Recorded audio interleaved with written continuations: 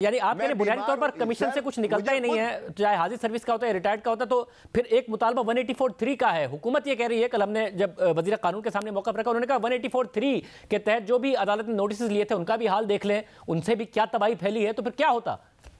دیکھیں میں سمجھتا ہوں خود چیف جسٹس کو تجربہ آلریڈی موجود ہے. ابھی انہوں نے شوکت صدیقی صاحب کو جو بری کیا ہے اور جو انہوں نے quash کیے ہیں سپریم جوڈیشل کاؤنسل کی جو کارروائی کو کالعدم قرار دیا اور لکھا کورم نان جوڈس اور میلا فائڈے کا لفظ لکھا.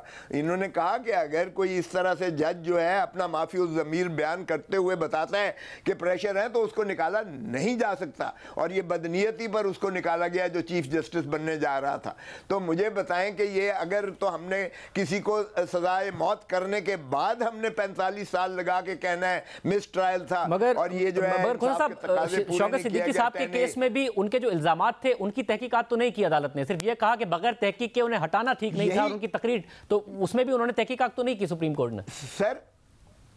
سر یہی تو 6 ججز نے کہا ہے کہ ہم تائید کرتے ہیں شوکت صدیقی صاحب کے اس ڈیمانڈ کی کہ اس پر منطقی نتیجے پر پہنچا جانا ضروری تھا، کیونکہ وہ سلسلہ رکا نہیں ہے ان ججز نے کہا. اس لیے خدا را اس کا احاطہ کیجئے گا.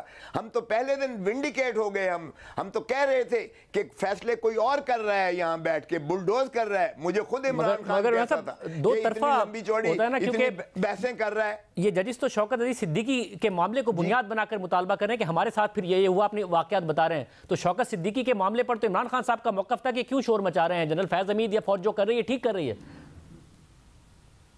Bhai, 2 wrongs will not do 1 right. I'm not justifying anything which has happened in the past. وہ بھی غلط تھا، لیکن یہ تو انتہا پر آ گیا ہے. خاندادہ صاحب انتہا پر آ گیا.